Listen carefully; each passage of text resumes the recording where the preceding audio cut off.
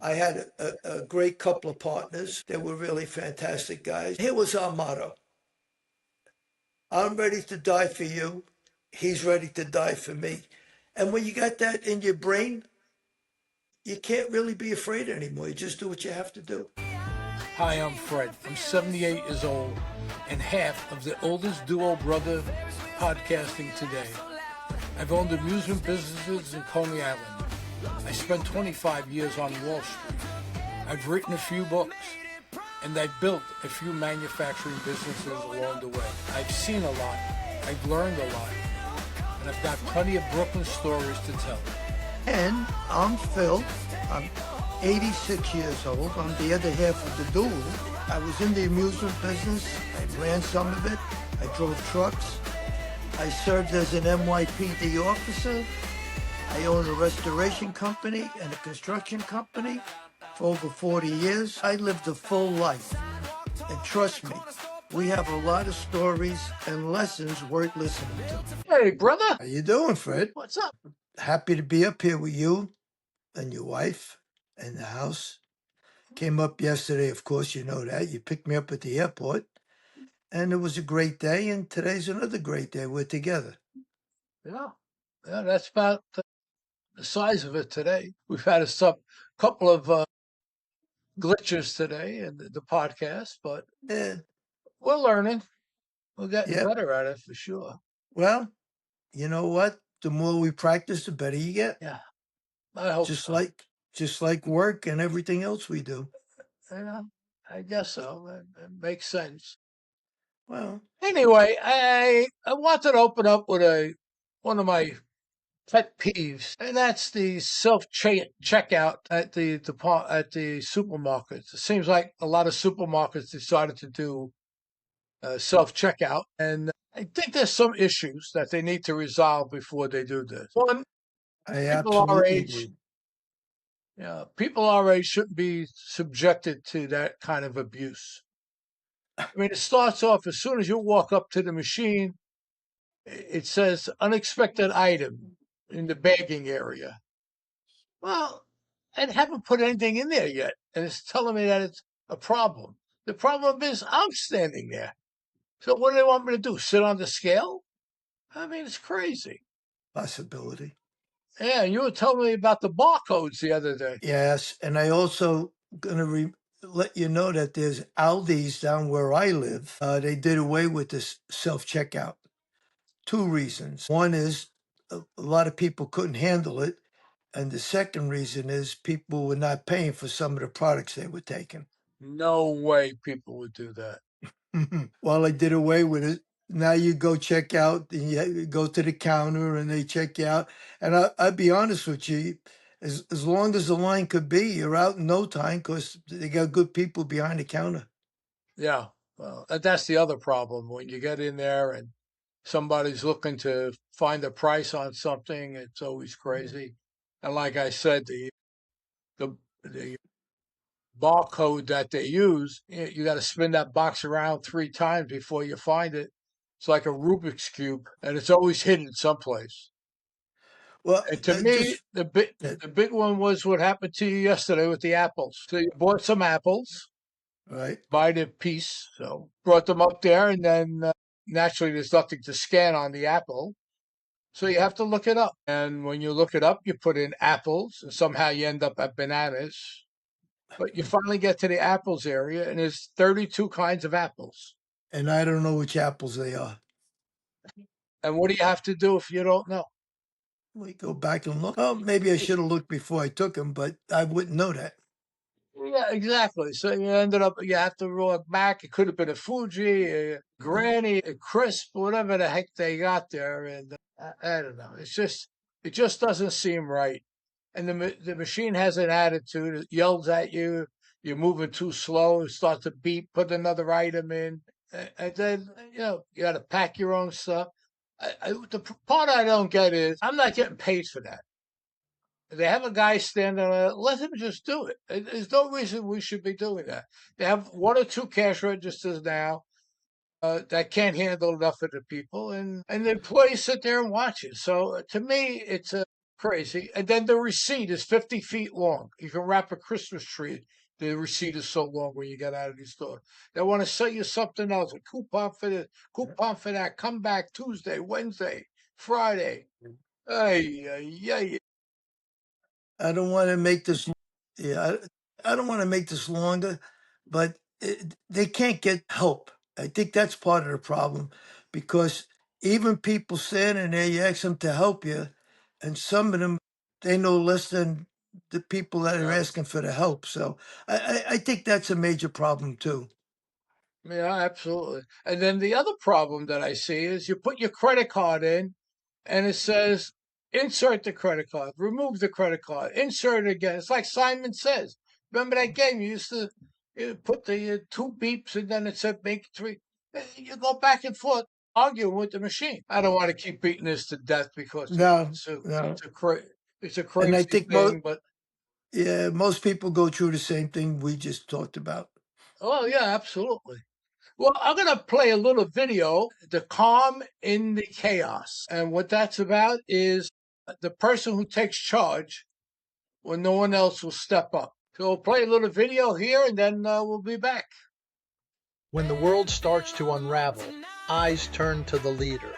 In the storm of confusion, people search for a steady hand, someone who won't flinch when the pressure rises. If you panic, they panic.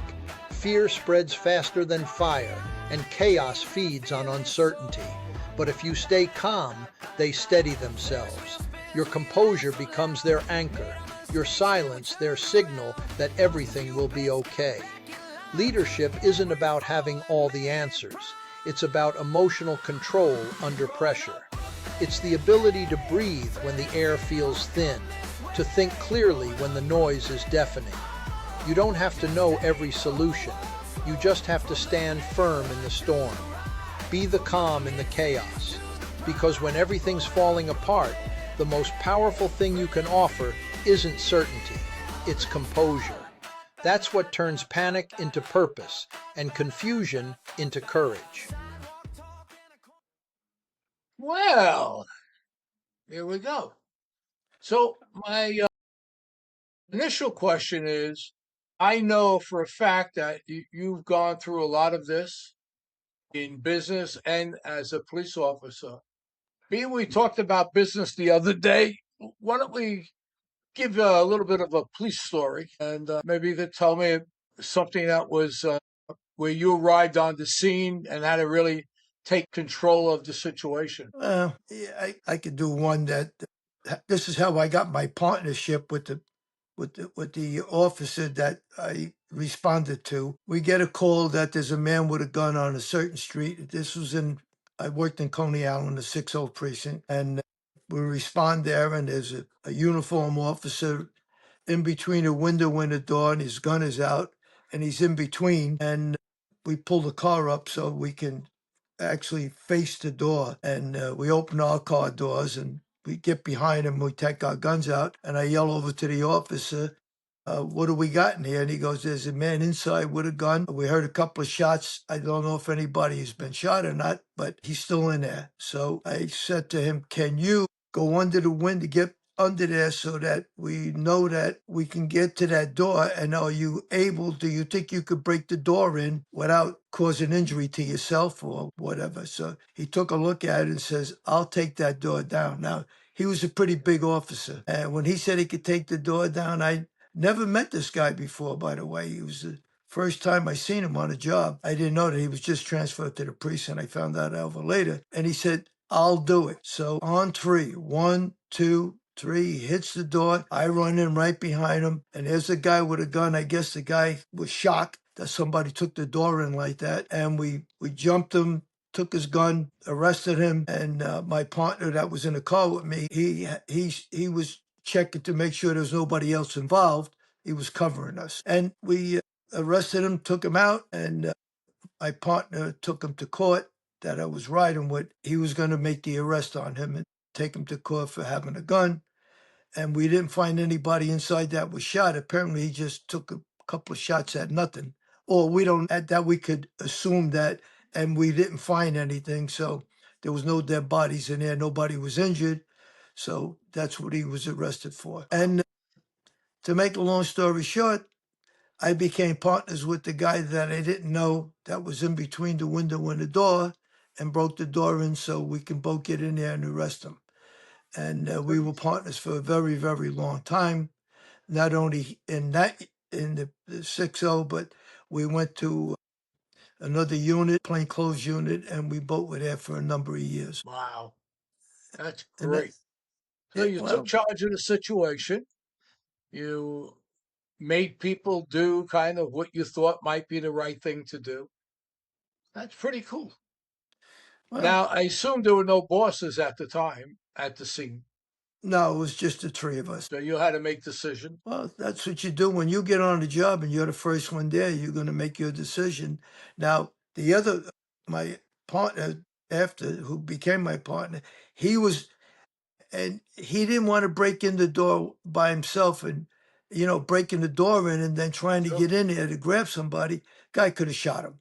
So he was waiting for a backup, and that was us. Great, great story. Wow. You must have a Yeah, lot of police stories. got a couple. It's Well, not as exciting as you think they are. yeah, I know you kept all your memo books, and everything, so you must know all your arrests and Yeah, I kept one book, I think I have. I don't know why I kept it, but I have one. I'm pretty sure I have one, but after all these years, I'd have to look for it. you'd have to figure out what you wrote then too. Yeah, nothing But to report, probably. yeah. Well, mine wasn't as exciting as yours. Mine took place while I was still in the amusement business. We were traveling Yeah, you the got to state tell that fair. one. That's a good one. That's a good one. We were traveling the state fairs, and we traveled from state to state to the state fairs. We had a ride called the Cyclones. It was a steel roller coaster that we used to put up at every spot. We had 5 tractors and trailers, a crane truck, house trailer. We had the whole gamut that we used to travel from state fair to state fair with. But we were playing the Indiana State Fair, a great fair, one of the biggest ones that we played for the whole year. And the cars would go down the roller coaster, they would go down the hill, then up on the other side like normal.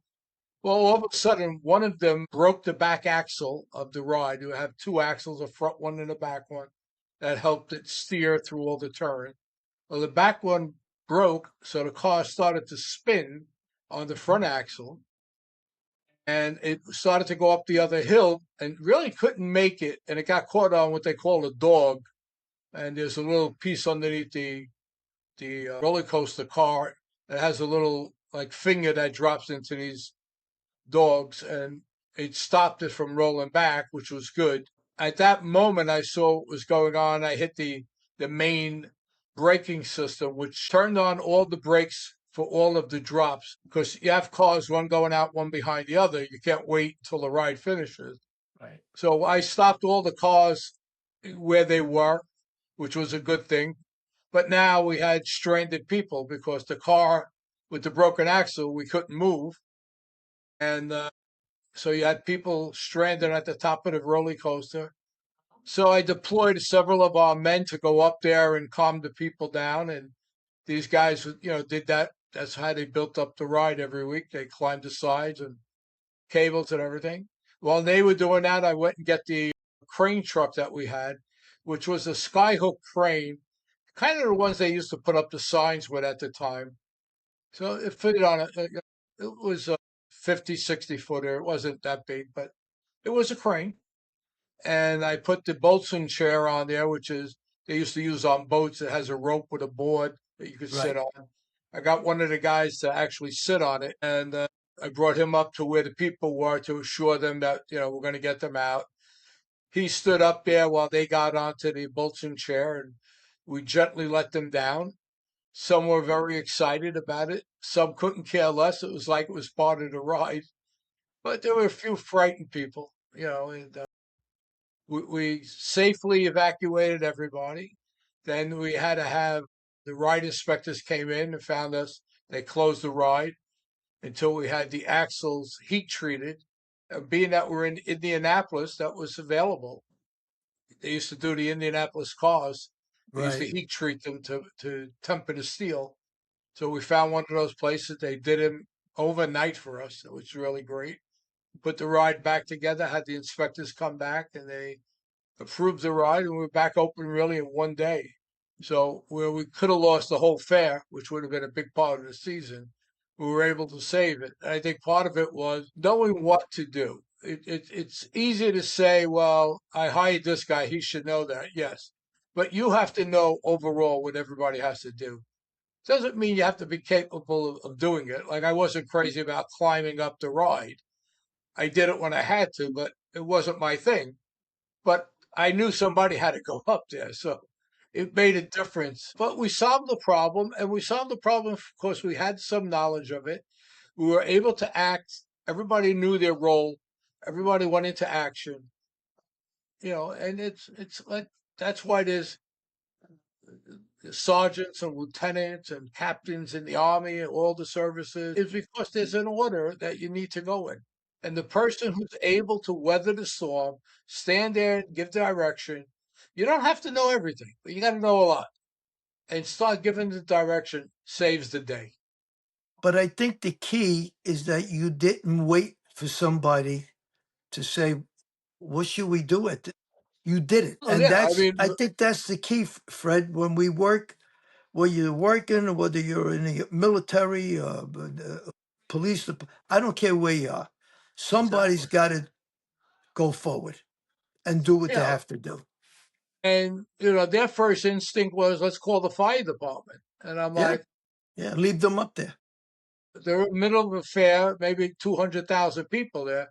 That Yeah. fire engine's not getting there for a while. And those people were my priority. We got them down. We did what we had Good. to do. Eventually, the fire engines got there and did nothing. Treated Well, a couple of scrapes and bruises, but yeah. But reacting to it. And again, it goes back to growing up in Coney Island for me, anyway. The fact that we grew up in an environment where we had to react to different things, especially that we were part of the amusement business already. There was always something going on, always somebody you had to think out of the box. And I you think know, that was a key. Fred, and this was something that used to be said all the time back then. And as a matter of fact, I just had a friend of mine a couple of weeks ago use that phrase, which I hadn't heard in a number of years. You could be educational smart or street smart, or the both of them. You could be street smart and educational smart. In our case, I went to high school, but I never finished. I wasn't good at high school, but I did get a general diploma. But I think I was what they would call street smart. We grew up in the environment where you had to know what you were doing all the time. You grew up the same way. I grew up that way. My father, which is your father, he grew up like that. And all our relatives, all our uncles grew up the same way. And we did anything we had to do to make money and to provide the food for our families. And I think that was the key for you and I, because we're brothers in our family. Daddy worked his behind off and did everything he could do to supply us with enough of money to eat and do the things we had to do. And and and I think we're an example, and our children are an example of what we did because we have very successful children. Yeah, yeah, that's for sure. As a matter of fact, I would think that they're more successful. My kids are more successful than I was. They're really good at what they do. Your They kids, fit. Yep, yep, they're yep, fantastic.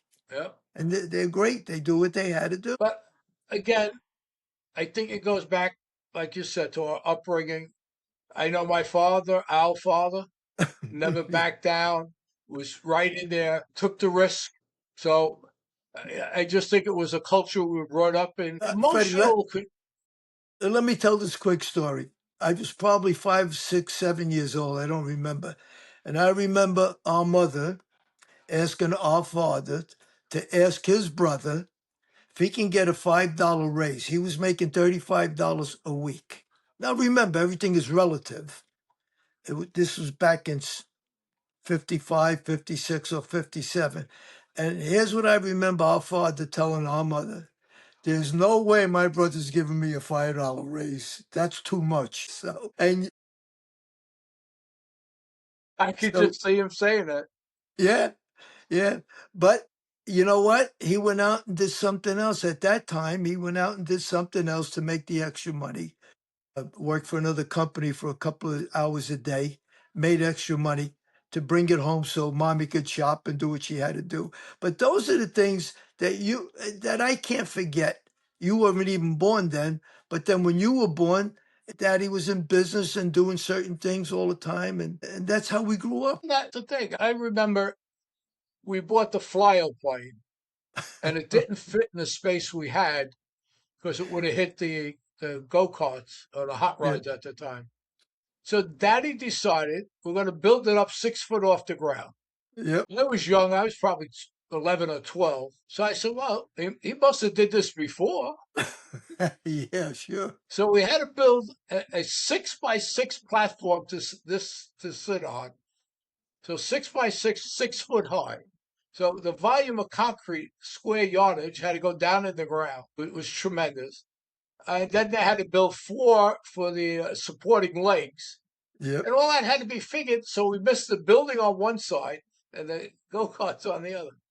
And Daddy did it. And I'm like, And looking back, remember, I'm like, no permits, no architect, no engineer. architect. We couldn't afford to pay an architect. Well, that's my point. But he got it done, didn't he? Yeah, but that's what he was good at. Listen, you know as well as I do, Daddy used to go for the lumber and stuff for you during the hurricane. There was Yep. no street signs, no nothing. Half the stores weren't open, and he Came got it back done. with a full loaded on his truck every day with drywall, 2x4s, you name it. Daddy came back with a full load every day down here in Miami. Yeah, he was, and even on the road, even though we only did 2 years, every spot we went to had a unique problem. One time it was we were 4 foot off the ground in the back of the ride, Yeah, and Daddy said, "What are you getting all excited about? yeah, We just go just get some cinder blocks. yeah, Cinder block, 4 foot higher cinder block. We do it all the time, and it and it worked. worked. And it worked. So yeah, I mean, kudos to Daddy and that generation, the way they thought, the way they And the worked. generation was the era we grew up in. That everybody, our whole neighborhood was like that. Carpenters, tile setters, whatever. They all worked their behinds off. It's amazing with that neighborhood. You know, the people that lived in that neighborhood, the things they did, the workers, the construction company. We had the guy Russo's. They did the bait for That's everybody. right. Uh, Went out at midnight every night. At midnight at night, no, with no lights, catching bait so they can sell it to the boats down in Sheepshead Bay in the morning. I did it once. I never did it again though. and for some reason, Mommy didn't let me go. I don't know Yeah, why. Maybe because you went. yeah, I did it one time, and that Yeah. wasn't for me. Yeah. Well, I think this is another great episode. We've been getting some real great feedback, some great reviews. So I think we're heading in the right direction. We're going to probably change it up a little bit every now and then. We're going to hit some things. Yeah, we should. Yeah, we're gonna go back to the streets again. And we got a lot of street story, a lot of unique characters in the neighborhood and stuff. And I think maybe we should get to the future or where we are now too. Oh, of We'll course. get up there. Of course. Well, all I could say is thank you for watching. Please subscribe. Please like. That really helps us in the algorithm of YouTube. We appreciate everything you do, and God bless. God bless everybody. Bless you, brother. Love you. You too. Love you too. All right, everybody. Thanks for joining us on Growing Up Brooklyn, all right? If you like the show, do me a favor. Give us a thumbs up, hit that subscribe, and drop a comment. We love hearing from you. And hey, check out the merch. We got Growing Up Brooklyn t-shirts, tote bags, all kinds of stuff. You'll find the link right down there in the description. All right. Thanks again for hanging with us. We'll catch you next time. Growing Up Brooklyn.